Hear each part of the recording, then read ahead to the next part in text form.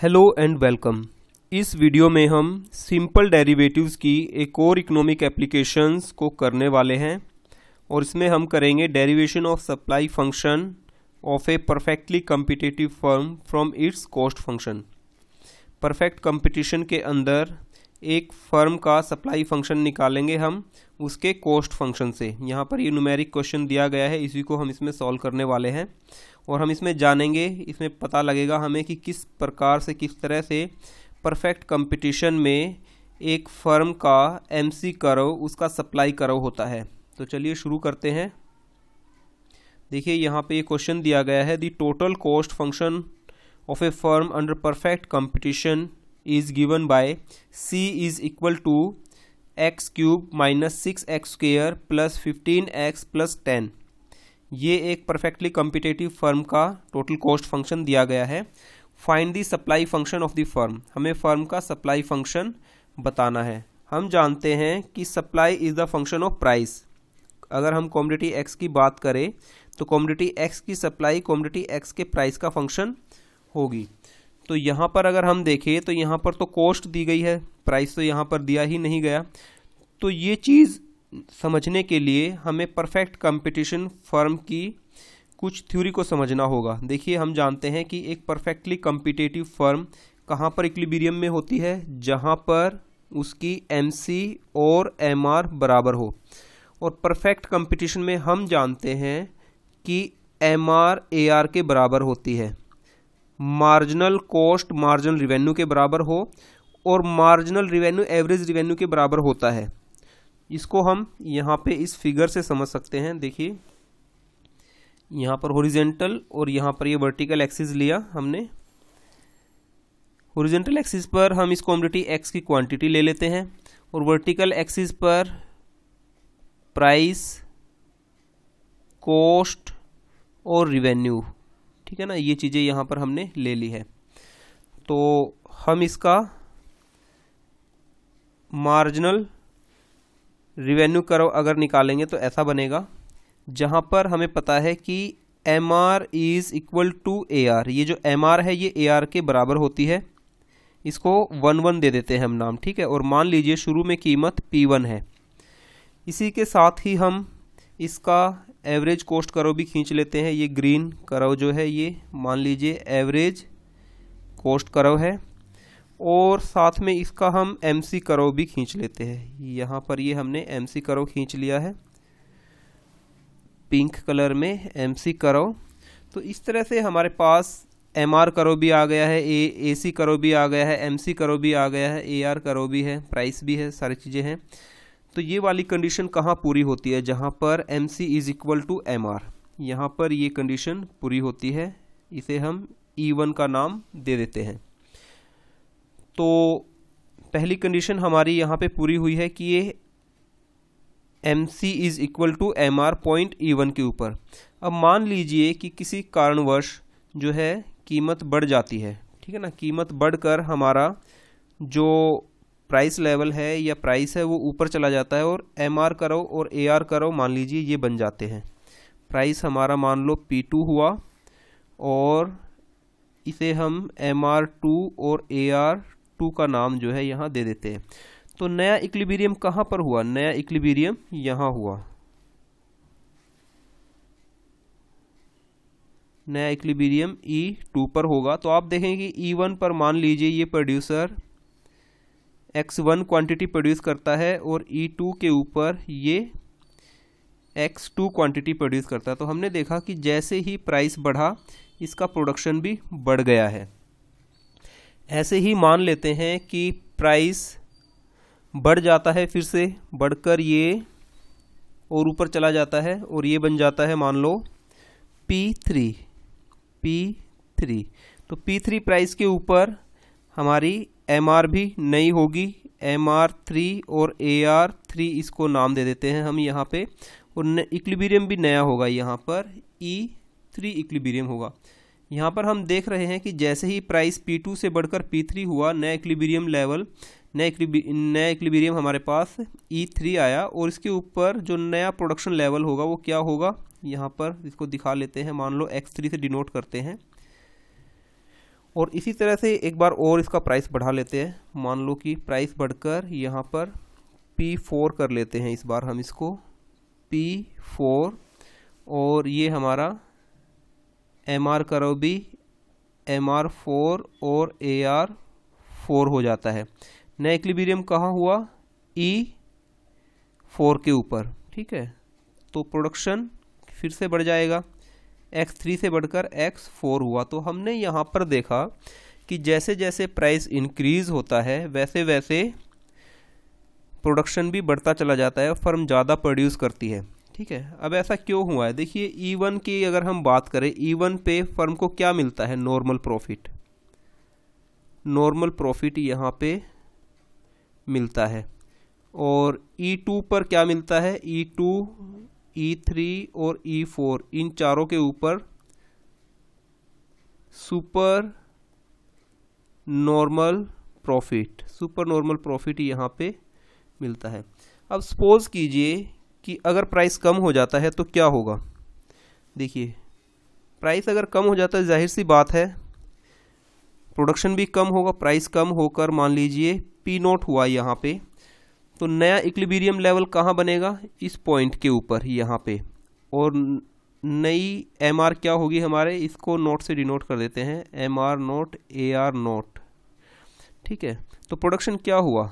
कम भी हो सकता है, X1 से कम होकर X नोट हो सकता है। अब ये प्रोडक्शन कितना कम होगा? ठीक है, मान लीजिए कि कीमत एक बार और घट जाती है, यहाँ पर घटकर ये हो गई है, हम इसको P-1 से डिनोट कर देते हैं, ठीक है। और यहाँ पर ये हमारा MR-1 AR-1, माइनस का कोई मतलब नहीं है, सिर्फ ये बताने के लिए कि इससे कम है, ठीक है ना। प्राइस और कम हुआ तो क्या प्रोडक्शन और ज़्यादा कम हो जाएगा? जी नहीं, यहाँ पर एक चीज़ काम करती है और वो है इस फर्म की एवरेज वेरिएबल कॉस्ट, जिसको हमने यहाँ पर नीले रंग की कर्व से दिखाया है, एवरेज वेरिएबल कॉस्ट, ठीक है। तो ये जो पॉइंट यहाँ पर आया है, जिसको हम ई नोट से डिनोट कर सकते हैं, ये क्या है? इसका shut down point, shut down point, ये फर्म का शट डाउन पॉइंट है। अगर इससे कम कीमत हो जाती है, ठीक है ना, एक फर्म को कम से कम इतनी कीमत जरूर मिलनी चाहिए उस प्रोडक्ट की कि वो अपनी एवरेज वेरिएबल कॉस्ट को कवर कर सके। अगर इससे कम हो जाती है कीमत तो फर्म क्या करेगी? प्रोडक्शन नहीं करना चाहेगी, ठीक है, प्रोडक्शन नहीं करना चाहेगी। तो इस तरह से हमने देखा कि जो फर्म का इक्विलिब्रियम है किन पॉइंट्स पे रहा? E0, E1, E2, E3, E4। तो हम कह सकते हैं कि ये वाले जो पॉइंट्स यहाँ पर आए हैं, यहाँ पे इस फर्म को कीमत बढ़ने के साथ साथ इतने प्रोडक्शन बढ़ाया है। और E0 पॉइंट पर भी इक्विलिब्रियम में है, लेकिन यहाँ पर इसको मिनिमम लॉस की कंडीशन में है। यहाँ पर अगर हम E0 की बात करें तो ये मिनिमम लॉस की कंडीशन में है, मिनिमम लॉस। और ये मिनिमम लॉस क्या है? ये वेरिएबल कॉस्ट का जो है, फिक्स्ड कॉस्ट का जो है लॉस है ये, ठीक है ना, फिक्स्ड कॉस्ट का loss, loss of fixed cost, ठीक है ना, ये जो लॉस है लॉस ऑफ फिक्स्ड कॉस्ट है। तो यहाँ पर हमें पता लगा कि ये जो पॉइंट्स है E1, E0, E1, E2, E3, E4, ये किस बात को बताते हैं कि जैसे जैसे कीमत बढ़ती चली गई वैसे वैसे प्रोडक्शन भी बढ़ता चला गया। तो ये जो लाइन है E0 से लेके ये MC लाइन E4 और आगे तक, यही इस फर्म का सप्लाई कर्व है, ठीक है ना। अगर हम इसको निकालना चाहे तो हम ऐसे निकाल सकते हैं, अलग से यहाँ पे इसको ला सकते हैं, ठीक है। तो ये जो कर्व है यहाँ से इस पॉइंट से लेके, ये वाला जो पॉइंट है यहाँ से लेके और आगे की तरफ, ठीक है ना, यहाँ पर हम x और उसी तरह से p और x यहाँ पे डिनोट कर सकते हैं। तो ये वाला जो कर्व है, ये जो MC कर्व है, यही इस कमोडिटी x का सप्लाई फंक्शन है या सप्लाई कर्व है। इसको हम थोड़ा सा गहरा दिखा देते हैं यहाँ से ऐसे करके नीले रंग से, ठीक है ना। तो ये इसका सप्लाई कर्व है। अब बात यहाँ पे ये आ जाती है कि हम यहाँ पे कैसे निकालेंगे ये जो हमने यहाँ पे ये जो हमारे पास जो कॉस्ट फंक्शन दिया गया है। तो देखिए हम यहीं से शुरू करेंगे। इसमें हमारे लिए जो फर्स्ट कंडीशन है हम इसको पूरा करेंगे, ठीक है ना, इसको पूरा करेंगे। तो हमें क्या चाहिए, मार्जिनल कॉस्ट चाहिए। जैसा कि हम जानते हैं कि जो MC होती है मार्जिनल कॉस्ट, वो टोटल कॉस्ट का डेरिवेटिव होती है, ठीक है ना। टोटल कॉस्ट में होने वाला change due to production of an additional unit of X, ठीक है ना। X की क्वांटिटी में चेंज होने से टोटल कॉस्ट में जो चेंज होता है उसको हम मार्जिनल कॉस्ट कहते हैं। तो हम इसका डेरिवेटिव लेंगे यहाँ पर। तो मार्जिनल कॉस्ट क्या आ जाएगी हमारे पास, MC is equal to derivative of total cost with respect to X। तो यहाँ पर हम लेंगे x की power 3 minus 6x square plus 15x plus 10। तो अगर हम इसका डेरिवेटिव निकालेंगे तो हमारे पास क्या आ जाएगा, MC आ जाएगा हमारे पास। और MC क्या होगा, इसका डेरिवेटिव हो जाएगा 3x स्क्वेयर, ये 6 के साथ मल्टीप्लाई होगा तो 12x प्लस 15। ये हमारे पास MC आ गई है। अब इक्विलिब्रियम की कंडीशन में हमने देखा कि MC is equal to MR, पर हमारे पास MR तो है नहीं, ठीक है ना। लेकिन यहाँ से हमें एक चीज़ का और पता लगते हैं, ठीक है ना। वो ये पता लगता है कि जो AR होती है, वो जो MR होती है वो AR के बराबर होती है, और जो AR होती है वो प्राइस होता है उस कमोडिटी का। तो हम कह सकते हैं कि MC is equal to P, marginal cost is equal to P। तो हम इसको P के इक्वल रख सकते हैं, ठीक है ना। तो इस P को अगर हम इस तरफ ले आएं तो ये क्या बन जाएगा, 3x square minus 12x plus 15 minus P is equal to 0, ऐसे बन जाएगा। अब ये क्योंकि एक क्वाड्रेटिक इक्वेशन बन गई है, इसको अगर हम लिखना चाहें ना जनरल फॉर्म में तो ऐसे लिख सकते हैं ax square plus bx plus c, ठीक है ना। तो c यहाँ से लेके यहाँ तक ये पूरा है इज इक्वल टू 0, ऐसे लिख सकते हैं। तो इसमें हमें x की वैल्यू चाहिए, तो इसको सॉल्व करने के लिए हमारे पास एक फॉर्मूला होता है, वो ये होता है कि x is equal to minus b plus minus under root B square minus 4ac बटे 2a। ये वाला फॉर्मूला लगाकर हम x की वैल्यू निकालेंगे। अब यहाँ पर b a c ये क्या है, देखिए a तो है ये 3, b है ये 12 और c ये पूरा का पूरा है 15 माइनस p, ठीक है। तो इसको हम इस फॉर्मूले में रख के हम x की वैल्यू निकालेंगे यहाँ पे। तो निकालते हैं, x इज इक्वल टू क्या बन जाएगा हमारे पास, b की वैल्यू क्या है -12, तो बाहर माइनस है अंदर -12 होगी, plus minus under root B square यानी -12 का स्क्वेयर माइनस 4ac, a क्या है हमारे पास 3 और c क्या है हमारे पास 15 माइनस p।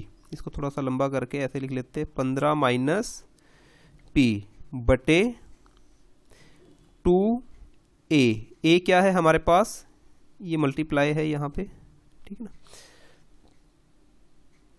2 क्या a क्या है हमारे पास 3, तो ये आ गई हमारे पास इक्वेशन। हमें इसको सॉल्व करना है, ऐसे कर सकते हैं इसको कि माइनस इंटू माइनस प्लस हो जाएगा 12 प्लस माइनस अंडर रूट -12 का स्क्वायर करेंगे 144 आ जाएगा 144, माइनस 4 इंटू 3 कितना हो जाएगा 15, 4 इंटू 3 कितना हो जाएगा 12, और 12 को जब 15 से मल्टीप्लाई करेंगे तो ये हो जाएगा -180। इस 12 को हम माइनस p के साथ भी मल्टीप्लाई करेंगे तो माइनस इंटू माइनस प्लस, और ये हो जाएगा 12p, ठीक है, बटे 2 into 3।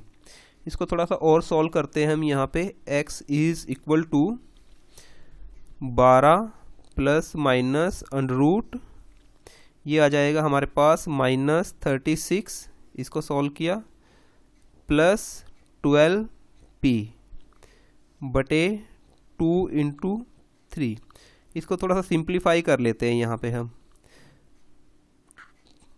12 plus minus under root, इस 36 को हम ऐसे लिख सकते हैं -9 इंटू 4, ठीक है, प्लस इस 12 को भी हम ऐसे लिख सकते हैं 3 इंटू 4p, ऐसे करके, ठीक है ना।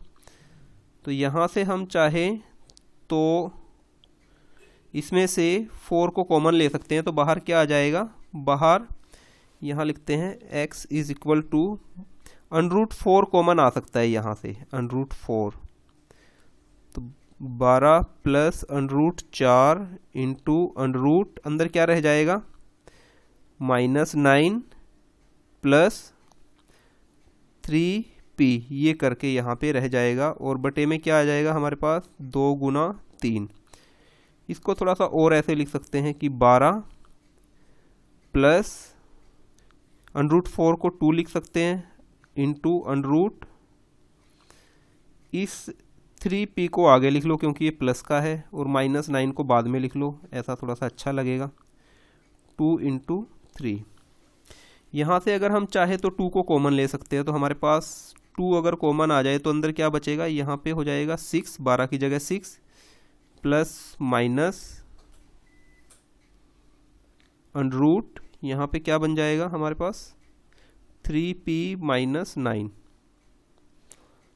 ठीक है, और बटे 2 इंटू 3।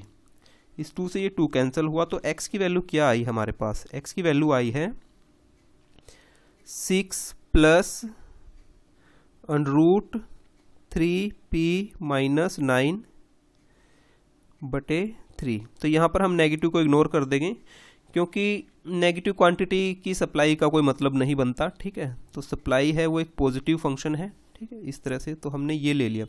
तो ये जो चीज़ आई है हमारे पास, ये इस फर्म का सप्लाई फंक्शन आया है, सप्लाई फंक्शन, ठीक है ना, सप्लाई फंक्शन। लेकिन अभी यहाँ पर हमें ये नहीं पता कि ये सप्लाई फंक्शन, मतलब ये जो P भी तो हमें यहाँ पर डिसाइड करना है ना, कि ये P1 होगा, P0 होगा, या कितना होगा ये P-2 होगा, क्या होगा, ठीक है ना। तो कोई भी फर्म किसी भी प्रोडक्ट को किस कीमत पे कम से कम बेचना चाहेगी, वो चाहेगी कि कम से कम वो उस प्रोडक्ट की शॉर्ट रन में इतनी कीमत ज़रूर वसूल कर ले कि उसकी वेरिएबल कॉस्ट का खर्चा निकल जाए, ठीक है ना। तो वो चाहेगी कि उसकी कितनी कीमत होनी चाहिए, कम से कम एवरेज वेरिएबल कॉस्ट के बराबर तो ज़रूर होनी चाहिए, इससे ज़्यादा भले ही हो, ठीक है ना, या तो इसके बराबर हो या इससे ज़्यादा हो, ये कंडीशन यहाँ पे हमें निकालनी है। अब जो एवरेज वेरिएबल कॉस्ट है वो कहाँ पर मिनिमम होती है, ठीक है ना, एवरेज वेरिएबल कॉस्ट वहाँ पर जो है ये जहाँ पर ये मिनिमम होती है वहाँ पर इसका स्लोप क्या होगा, 0 होगा, यहाँ पर अगर हम देखें तो, ठीक है ना। इस पॉइंट के ऊपर मैं इसको थोड़ा सा किसी दूसरी इंक से यहाँ पे दिखाने की कोशिश करता हूँ। ये वाला जो पॉइंट है यहाँ पर, ठीक है ना, यहाँ पर ये मिनिमम है, E0 के ऊपर मिनिमम है, एवरेज वेरिएबल कॉस्ट E0 के ऊपर मिनिमम है। तो यहाँ पर मिनिमम होने का मतलब क्या है कि यहाँ पर इसका स्लोप क्या है, 0। जहाँ पर ये मिनिमम होगी, जहाँ पर एवरेज वेरिएबल कॉस्ट मिनिमम होगी, मिनिमम, वहाँ पे इसका स्लोप क्या होगा,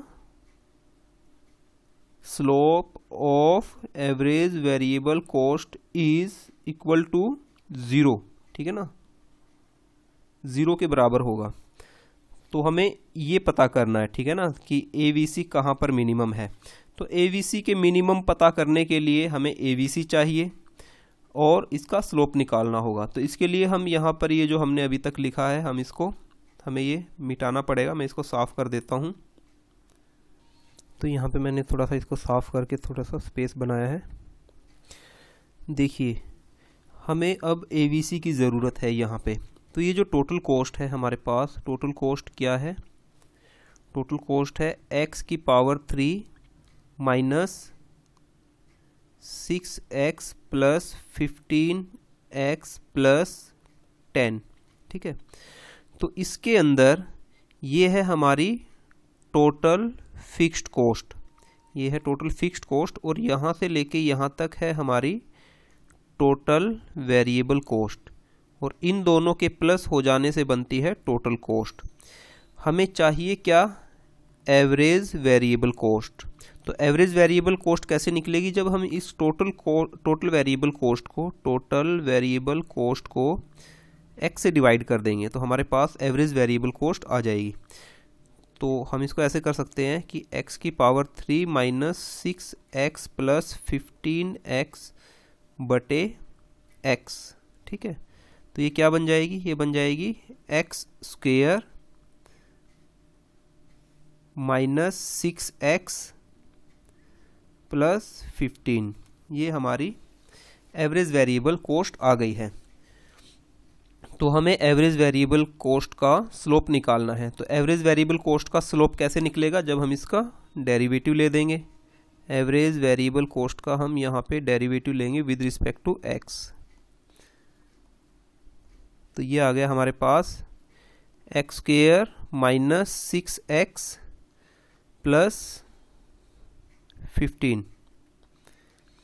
तो इसका डेरिवेटिव बन जाएगा 2x माइनस 6।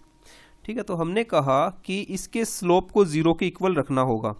तो ये क्या है, slope of average variable cost. और हम इसको अगर 0 के इक्वल रखेंगे तो हमारे पास x की वैल्यू क्या आएगी, x की वैल्यू आ जाएगी 6, इस तरफ जाके प्लस का हो जाएगा और इस 2 से डिवाइड करेंगे तो x की वैल्यू आएगी 3। तो हमारे पास x की वैल्यू 3 आ गई है। अगर हम इस x की वैल्यू 3 को इसके अंदर रख दे, एवरेज वेरिएबल कॉस्ट के अंदर, तो हमें पता लग जाएगा कि एवरेज वेरिएबल कॉस्ट कितनी है। ठीक है, मिनिमम कितनी है, तो ये हो जाएगी हमारे पास average variable cost 3 square minus 6 into 3 plus 15। तो हमें इसको सॉल्व करना है। 3 का स्क्वायर कितना हो जाएगा 9, 6 इंटू 3 हो जाएगा माइनस 18 हो जाएगा, ये माइनस का है, प्लस 15। ठीक है, तो इन दोनों को जोड़ेंगे तो 24 बनेगा, 24 और माइनस 18। तो एवरेज वेरिएबल कॉस्ट कितनी है 6।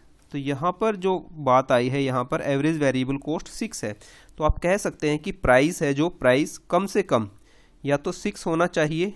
इस वाली कंडीशन पे बात करें हम, प्राइस या तो कम से कम 6 हो या इससे ज़्यादा हो, तो ये सप्लाई फंक्शन बन जाएगा। तो हम इसको कैसे डिफाइन करेंगे, हम इसको बताएंगे कि ये हमारा सप्लाई फंक्शन है और या तो इससे ज़्यादा हो या कम से कम इसके बराबर हो, तो ये हमारा सप्लाई फंक्शन बनेगा। ठीक है, अगर ऐसा हो जाए कि ये जो प्राइस है, प्राइस ये लेस देन 6 हो जाए, तो ऐसे में क्या करेगी, फर्म प्रोडक्शन नहीं करेगी उसके बाद। ठीक है ना, ये जो प्रोडक्शन है m0, इसके बाद प्रोडक्शन को कम नहीं करेगी। ठीक है ना, बंद कर देगी प्रोडक्शन। तो x क्या हो जाएगा, 0 हो जाएगा। ठीक है, तो ये हमें ये कंडीशन यहाँ पे लिखनी है। इस कंडीशन के लिखे बिना हम इसको सप्लाई फंक्शन नहीं बता सकते। ठीक है, तो इस तरह से हम टोटल कॉस्ट फंक्शन से किसी भी फर्म का सप्लाई फंक्शन निकाल सकते हैं। तो मैं उम्मीद करता हूँ कि ये आपको क्लियर हो गई होगी ये बात कि किसी भी फर्म का जो मार्जिनल कॉस्ट कर्व होता है वो उसका सप्लाई कर्व कैसे होता परफेक्ट कंपटीशन के अंदर। ठीक है, तो आई होप कि ये वीडियो आपके लिए यूज़फुल रहेगा। Thanks for watching, have a nice time.